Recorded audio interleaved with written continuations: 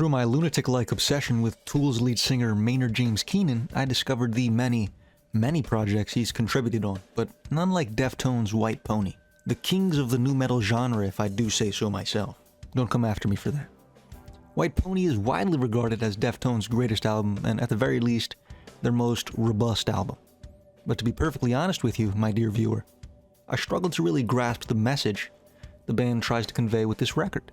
In response, I have prepared for you today a lyrical analysis of one of my favorite metal records of all time. Without further ado, sit back, relax, let's dive right in. Before track 1, I'd like to introduce to you an idea that I really like. Some people believe that each song on this album is told from the perspective of a different high school student all attending the same school. A massive cast of characters, all with their own hardships. Keep that in mind as we go through the record. I think it adds a little bit to the experience. Track 1, Back to School. I'm sure at least one of you bastards is already in the comment section typing up a storm, so slow your roll. I know the band doesn't view this song as a part of the record, but for the sake of the video, I'm going to touch on the song anyway. But rather than I explain to you a song that is completely irrelevant to this record, I'm going to read to you Chino's own explanation of the track. The album right here is not the album that we turned into the label. As far as we're concerned, the first edition was the record. Done. Then they talked us into re-releasing it with another song on it, and it's not like I'm against the song or whatever, but I liked the sequence when we first turned it in. When this version came out, a little part of all of us felt like, fuck, we just totally compromised. And I know that a lot of our fans felt bad about it too. Back to School was a mistake. A calculated song that had been built up with only one aim in mind. It should be a single. Back to School was released because I was an idiot. I wanted to prove something to the record company. Months later, after White Pony was released, they wanted us to do a new version of the song Pink Maggot. They said we lost our heaviness, and there were no more singles on the album. First, I wanted to stick this idea up my ass, but then I thought, I'm going to show those fuckers how easy it is to create a hit single. And so I rapped the hip-hop part on that song. We shortened it, and half an hour later, the hit single was ready to roll on. So there you have it, right from the pony's mouth. Get it? Sorry. Next track. Track 2, Feiticeira. I'm sorry if I butchered that. The intended opening track. The whole album is filled with completely disconnected narratives, all carrying an incredibly dark undertone, or perhaps overtone. This song depicts the story of someone being kidnapped, which is where the song gets its name from. The title of the song translated to witch in Portuguese. The song begins with the kidnapping taking place. He's shoved in a car, held at gunpoint, gagged, the whole shebang. As the song progresses, the narrator gets closer and closer to kind of accepting his fate until he is ultimately killed by the kidnapper. The song concludes with the words, "Soon I'll let you go," although not from the hostage situation. She lets him go from life itself, from the very world. Very solid start to the project. Track 3, Digital Bath. Either my favorite or second favorite song on this record for sure. Digital Bath is actually an incredibly dark song lyrically, which perfectly contrasts the kind of ethereal sounding instrumentation and even the vocals. The song begins with the narrator admiring his victim. He's jealous of her and wishes he could kind of be like her, to see the world as she sees it. So naive and pure. To share her perspective on life. He sees what he lacks within her soul. He brings her downstairs and begins to feel this murderous desire. He wants more from this woman, more than she can give him. He can't see as she sees, so in order to take their relationship to a new level, to become closer to being her, he plans to kill her. It's natural for him. It's nothing he has to think on. It's human nature to him. The two prepare a bath, and as he prepares to kill her, he experiences something he's never felt before. He describes the feeling as completely foreign to him. As she soaks in the tub, the narrator reaches for an electrical device and throws it into the tub. It's all over. She's dead. This new feeling surges through his whole body. She breathed, and then she stopped.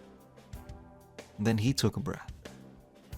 As he waited for her to die, he dried off her corpse and then basked in this new feeling. This urge for murder that came so comfortably to him. Incredibly dark song. Next track. Track 4, Elite. I find Elite to be a bit of an odd track, actually. This song is the narrator addressing someone he very clearly has some problems with.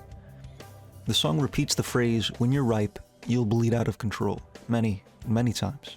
In this case, the ripe quality he describes is likely being vulnerable.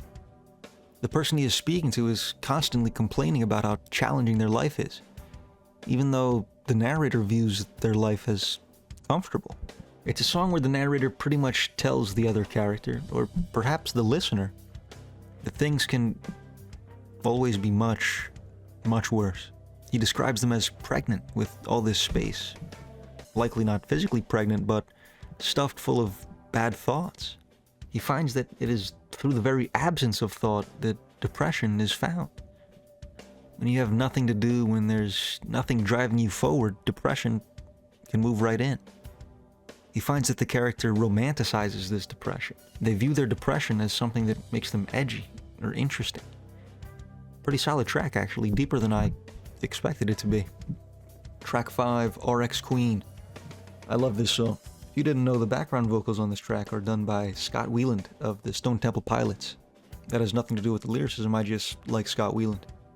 Anyway, the track begins with the narrator and his girlfriend speaking. They plan to leave everything behind and start a new life together. The chorus begins as the narrator describes his love. He loves her to the point where he would die for her. He would be completely empty without her. It's a toxic relationship, but it doesn't matter to him. No matter what she does, he will endure it in the name of his love. He's addicted to her, and sadly, she also has her own addiction. The title of the song being RX Queen directly refers to prescription medicine, at least the RX part. The couple pause their drive to get high, to rest on the moon. The narrator again describes his toxic love, as he would go as far as to steal a dead body and infect himself with disease for her. The final verse of the song begins as his love overdoses. And as he watches his obsession and his addiction die, he turns to the murderer itself. He takes the drugs that killed his love as he becomes the virus, as he embraces her own addiction. Incredibly beautiful song. Track 6, Street Carp. This song tells a simple story about the narrator meeting up with an old lover. He looks back on this relationship with angst and certainly has no intention of starting something back up with them. The girl tries to reconnect with the narrator, but he's not really interested. In response, he gives her a fake address. He tries this 3 times with the same girl. Bold, I think. The 3rd time he actually does tell her the real address, but she calls him out for being a fake, a fraud. Well, he gives her the real address and they reconnect. And now he's stuck in a relationship he has no interest in. Not my favorite track on the album. Track 7, Teenager. Certainly the strangest song on the album. Far softer than anything else this record has to offer. The song's to be about an unrequited love. The song was actually written by Chino when he was just 15 years old, and is likely based on a true story. It's probably the first time in his life he really tried to open up to someone, and had that love and admiration ripped out of his heart. It's an indescribable feeling. Now with this emptiness inside of him, he's forced to let her go.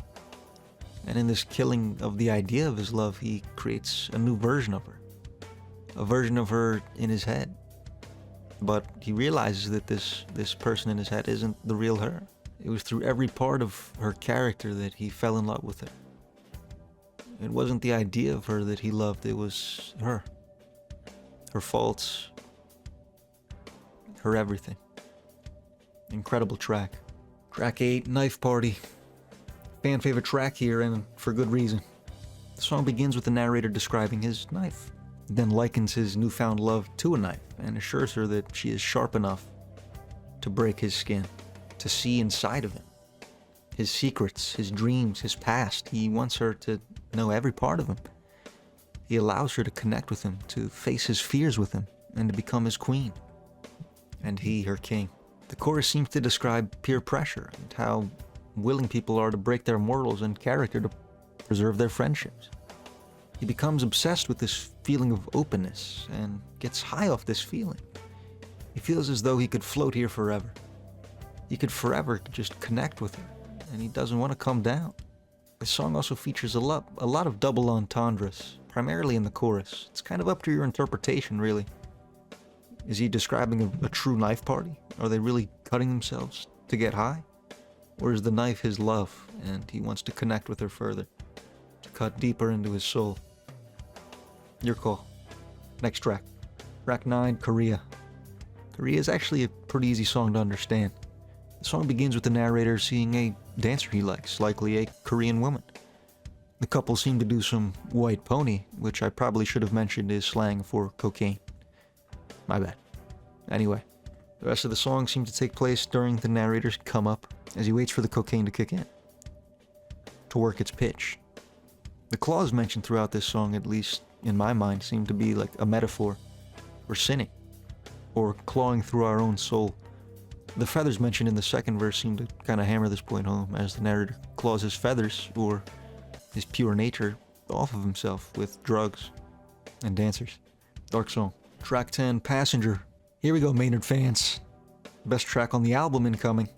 This song takes place in a car, seemingly after a couple has done the deed. The song begins immediately after they finish, with the narrator now feeling kind of empty. He still wants more. A recurring theme throughout this album is the insatiable sexual and drug-related urges Chino is struggling with, and I think that's clearest on this track. The second character then speaks with a bit of resentment, it sounds like. Still your passenger. Perhaps, as they say, the passenger in the car, on a surface level, or perhaps the passenger in the relationship. The person with no control. The passenger has but one request of the driver. Drive faster. The passenger wants to share their love with the world. Who cares who sees? They believe it will make their love even more beautiful, even more pure, and yet they can't. They're just the passenger, powerless. The couple again engage in a dialogue. The passenger wants to do the deed right here, right now, in this car, as they drive as fast as they can. The song concludes again after they've finished. Now, opening up, the passenger wants to be held, to be wanted. Not just physically, but emotionally. Don't let me go. Track 11, Change, in the House of Flies. And now for the song everyone has been waiting for, Change. Change is a song I feel can be interpreted in several different ways, actually. So I'm just going to give you one of them that I believe, though. I believe this song is actually far simpler than a lot of people kind of make it out to be. I think it's a song about a toxic relationship. The song begins with the narrator belittling his love, comparing her to a fly, cutting off her wings, in a sense, preventing her from growing, and laughing about that. The girl doesn't take this lying down, however. It seems the couple separate, and the girl really does change. She's almost unrecognizable when the narrator next sees her, but he knows that she loves him. He takes her home and he takes off her wings for the last time. Does he want to do this? I'm not sure. The way Chino sings these lyrics makes it feel remorseful. So that's how I like to look at it. In the end, the girl actually rejects him. She defends herself from her toxic partner. I view the gun mentioned as maybe not a real gun, but as a metaphor. A metaphor for the hatred that dwells within her. The hatred that he planted himself. The suffering, while miserable and I imagine traumatizing, allowed the girl to overcome her partner, to truly and unapologetically change. Incredible track. Track 12, Pink Maggot. The grand conclusion of White Pony. And yet, in a sense, the start of the album. Chino has referred to this song as the first day of school. He was questioned about the meaning of the song, and he had this to say. The title comes from a Kool Keith song. We just thought it was some funny stuff. The song is meant to be triumphant. I'm trying to spread a little confidence. Lots of artists try to make songs for the kids who are tormented in school, telling them it's okay to be tormented, but it's not okay. Don't be ridiculed. Become the leader of your surroundings. Confidence is one of the most important things in life. If you are confident, you can do whatever you want. Very powerful message to conclude the album. I wish I had more to say about this track, but I think Chino covered it all right there. Confidence is key, my friends. Be yourself and do it without fear. And with that, we've reached the end of arguably the greatest nu metal record ever recorded, White Pony. Thank you very much for watching. Subscribe if you enjoyed. Peace.